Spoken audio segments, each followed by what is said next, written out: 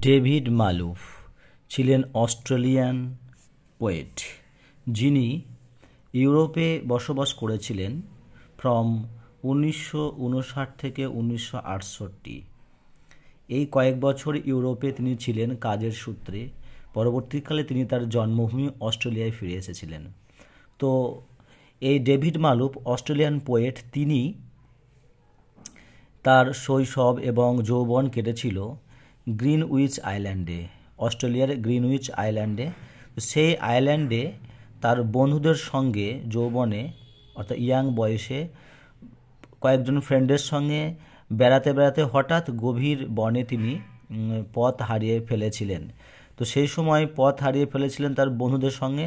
তার অভিজ্ঞতাকে সম্পন্ন করে এই কবিতাটি লেখা, ওয়াইল্ড লেমন্স, বন্য লেবু গাছ।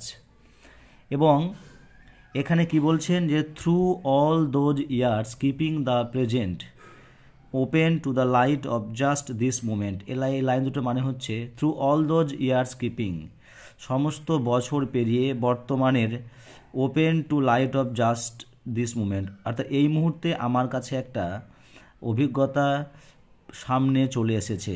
অর্থাৎ তিনি বলছেন যে বেশ কয়েক বছর পর আমার কাছে একটা অতীতকালের একটা ঘটনা মনে পড়ে গেল। কি? That was the path we found, আমরা একটা পথ খুঁজে পেয়েছিলাম। অর্থাৎ তিনি পাস্ট টেন্সে এবার চলে গেলেন, অর্থাৎ নস্টালজিক হয়ে পড়লেন কবি এখানে, যে আমরা একটা পথ খুঁজে পেয়েছিলাম। You might call it a promise, এই পথটাকে তুমি বলতে পারো একটা প্রতিশ্রুতিময় পথ। কারণ that starting out among blazed trunks, blazed trunk মানে উজ্জ্বল গাছ, স্টার্টিং আউট মানে বেরিয়ে আসা, অর্থাৎ বেশ কতগুলো উজ্জ্বল গাছ কিন্তু তার এই পথের দুই ধারে ছিল। দ্য ট্র্যাক মানে পথ, অর্থাৎ প্রমিস কেন বলেছেন সে পথটাকে? কারণ তার মনে হয়েছিল যে এই পথটা এক বিশেষ জায়গায় তাকে নিয়ে যাবে। পথটা তার কাছে এক অদ্ভুত মনে হয়েছিল। এবং the track would not lead nowhere, অর্থাৎ কোথাও আমাকে সে পথটা নিয়ে গেল না, কিন্তু কোথায় নিয়ে গেল? That being set down here among wild lemons, এক বন্য লেবু বাগানে নিয়ে চলে গেল। Our bodies were expected at an occasion up ahead, আমাদের শরীরগুলো ওয়ার এক্সপেক্টেড মানে আমাদের শরীরগুলোকে আশা করা হয়েছিল যে একটা বিশেষ উৎসবের জায়গায় আমরা চলেছি। অ্যাহেড মানে সামনে, অর্থাৎ বলছে আমরা মনে করেছিলাম, এলাইনটা মানে হচ্ছে এরকম, আমরা মনে করেছিলাম যে আমাদের জন্য একটা উৎসব সামনে অপেক্ষা করছিল। That would not take place without us, যে উৎসবটা আমাদেরকে ছাড়া হবে না। অর্থাৎ আমরা ওই পথে হাঁটতে হাঁটতে মনে হচ্ছিল আমরা যেন একটা উৎসবে চলেছি এবং উৎসবে আমরা যেন গেস্ট। ওয়ান প্রুফ, হ্যাঁ একটা প্রমাণ পেলাম, was the tough skin fruit among, আমরা সেখানে পথের শেষে কী দেখলাম?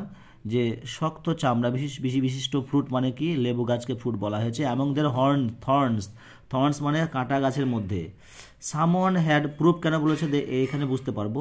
Someone had been there before us, বলছে এটা একটা প্রমাণ যে আমাদের আগে কেউ এখানে এসেছিল অ্যান্ড প্ল্যান্টেড দিস, মানে এই বন্য লেবু গাছগুলোকে রোপণ করেছিল। অর্থাৎ এখানে একটা সিগনিফিক্যান্স, একটা ইন্টেন্স আছে যে অস্ট্রেলিয়ার আদি যারা ট্রাইবাল তারা হচ্ছে অ্যাব অরিজিনস বলা হয় ওদেরকে। তো তিনি তাদেরকে এখানে সিগনিফাই করছেন যে অ্যাব অরিজিনসদেরকে সম্মান এখানে জ্ঞাপন করছেন যে তারাই হচ্ছে অস্ট্রেলিয়ার প্রথম আদি লোক এবং তারাই এই গাছগুলোকে রোপণ করে গিয়েছিল, আর তার সুফল আজকে আমরা ভোগ করছি। তারপরে দে আর সানলাইট টু বি স্লাইসড, এবং তারা কেন রোপণ করেছিল? যে রৌদ্রে উত্তপ্ত হলে স্লাইস করবে সেই লেবুগুলোকে ফর ড্রিঙ্কস, এবং জলের সঙ্গে মিশিয়ে পান করার জন্য। They had adopted in their own way, they মানে কারা? মানে যারা ওই লেবু গাছকে রোপণ করেছিল বা অ্যাব অরিজিনস যারা, তারা তাদের নিজেদের মতো করে তারা গ্রহণ করেছিল সেই লেবুর ব্যবহার। টু দ্য আদার এন্ড, অন্যরা অন্যভাবে। Another was the warmth of our island, এই দ্বীপের অন্য একটা বৈশিষ্ট্য কি? গ্রিনউইচ আইল্যান্ডের যে ওয়ার্ম, অত্যন্ত উষ্ণ, অত্যন্ত গরম। সিটিং স্টিল ইন ইটস বে, আমরা সেখানে সময় কাটেছিলাম উপকূলের ধারে বসে বসে। অ্যাট মিড নাইট হামিং, এবং মাঝ রাত পর্যন্ত আমরা গুনগুন স্বরে গান করেছিলাম। কি করবে বলো বনভূমিতে। Rising to its own concern, এবং রাইজিং মানে উৎপন্ন হচ্ছিল, বৃদ্ধি পাচ্ছিল। ইটস ওন কনসার্ন মানে হচ্ছে যে আবেগ, যে উদ্বেগগুলো বৃদ্ধি পাচ্ছিল যে কিভাবে বাড়ি ফিরবো না ফিরবো। বাট ব্যাক, শেষ পর্যন্ত আমরা বাড়িও ফিরেছিলাম। Heat struck lapped, heat struck না উত্তপ্ত হয়ে, lapped by clean ocean waters at dawn, এবং ভোরবেলায় ল্যাপ্ট মানে হচ্ছে এই সমস্ত উদ্বেগ, তারপরে গরম সব যেন কি হয়েছিল, উধাও হয়ে গেছিল সেই সমুদ্রের পরিষ্কার মানে ঢেউ যখন ভোরবেলায় এলো এবং হাওয়া পেলাম। The present is always with us, বলছে চিরসত্য ঘটনা তিনি কথা বললেন যে বর্তমানটাই আমাদের সঙ্গে থেকে যায়, অলওয়েজ ওপেন, এটা আমাদের কাছে খুব পরিষ্কার বর্তমানটা। দো টু হট, কিন্তু কি করতে হবে, out there in the dark, কি বেরিয়ে আসবে অন্ধকার থেকে, এগুলো কি হয় এই চিন্তা করতে করতে we are making for as 7 o'clock, এই কথা এই লাইন থেকে শুরু হয়েছে তার বর্তমান সময়ের কথা, অর্থাৎ ইউরোপের কথা।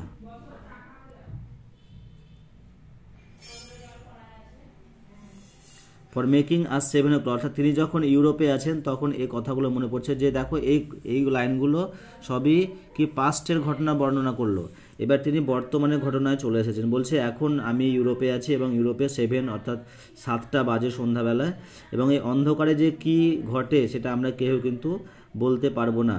এখন আমরা কি করছি, মেকিং তৈরি করছি কি, গিন গোজ ডাউন মানে আমরা মদ্য পান করলাম। গিন মানে হচ্ছে গ্রেন থেকে, চালের গ্রেন থেকে উৎপন্ন এক ধরনের মদ, সে মদ বা ওয়াইন আমরা পান করলাম। স্টার্টলিং গ্যাদার, এবং আমাদের মধ্যে একটা স্টার্টলিং গ্যাদার মানে এলো, মানে জড়ো হলো। স্টার্টলিং মানে হচ্ছে তোমার উত্তেজনা। হু ক্যান টেল কে বলতে পারে, এই যে প্রথমে শুরু হয়েছিল অন্ধকারে কি ঘটে কেউ বলতে পারে না, এই ঘটনাটা তিনি বলছেন। কম্প্যাক্টস মেড অফ সাইলেন্ট, এখন বিরাজ করছে যদিও 7টা সন্ধ্যায় প্রচণ্ড নিস্তব্ধতা বিরাজ করছে। অ্যাজ এ কোথায়, ইউরোপে, as a flute stems out a few reluctant stars to walk over the water, এবং আকাশে যেন প্রচুর নক্ষত্রের আগমন হয়েছে কোনো বাঁশির আগমনে, এবং সে নক্ষত্রগুলো যেন জলের ওপর দিয়ে হাঁটবে। এখানে একটা খুব ভালো উপমা ব্যবহার করা হয়েছে, আকাশে প্রচুর নক্ষত্র উঠলে জলের উপরে ছায়া পড়ে, সেগুলো যেন মনে হয় জলের উপর দিয়ে নক্ষত্রগুলো হাঁটছে, তাই এরকম কথা বলা হয়েছে। I lie down in different weather now though the same body, আমার এই একই শরীর নিয়ে আমি বিভিন্ন ওয়েদারে ঘুমিয়েছি। Which is where that rough track led, যেমন করে সেই রাফ ট্র্যাক অর্থাৎ আমাদেরকে সেই ওয়াইল্ড যে লেমন ছিল সেখানে যাওয়ার সময় রাফ ট্র্যাক, যেমন আমরা ওখানে গিয়েছিলাম এবং সেখানে সময় কাটিয়েছিলাম, আজকে ইউরোপেও আমি আমার সেই একই শরীর নিয়ে সময় কাটাচ্ছি বা ঘুমোচ্ছি। Our sleep is continuous with the dark, অন্ধকারের সঙ্গে সঙ্গে আমাদের ঘুমটা এগিয়ে চললো। Or that portion of it that is the dead night, এবং দিনের যে সময়টাকে বলা হয় রাত, সেই সময়টা আমরা এভাবে অতিক্রম করলাম ঘুমিয়ে।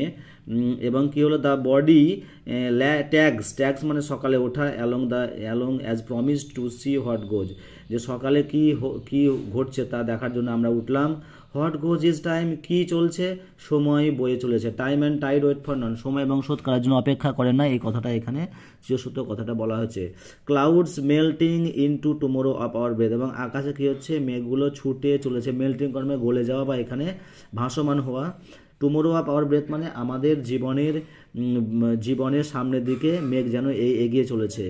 এ Saint of lemons run wild, কিন্তু আমার নাকে কি হচ্ছে, একটা লেবুর সেন্ট যেন আরও স্পষ্ট এবং বন্যর মতো। ইন অ্যানাদার কান্ট্রি মানে ইউরোপে এসে, এই ইউরোপের মধ্যে আছি তবুও আমার নাকে সেই লেবুর গন্ধ যেন লেগে আছে। But smelling always of themselves, শুধু ইউরোপে নয়, আমি যেখানে যাই সেখানেই এই আপনা আপনি এই সেন্টটা আমার কাছে এসে উদয় হয়।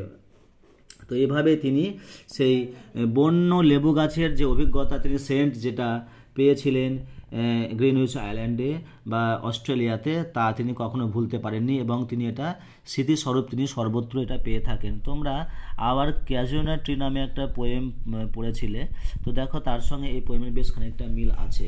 স্মৃতি প্রথম, দেখো কেউ ভুল করো না, প্রথম দিকে এই পর্যন্ত এলো এই তোমার ডন পর্যন্ত হচ্ছে পাস্টের ঘটনা, তারপর তিনি অর্থাৎ অস্ট্রেলিয়ার গ্রিনউইচের ঘটনা, আর এইখান থেকে দ্য প্রেজেন্ট থেকে আরম্ভ করে এটুকু হচ্ছে ইউরোপের ঘটনা।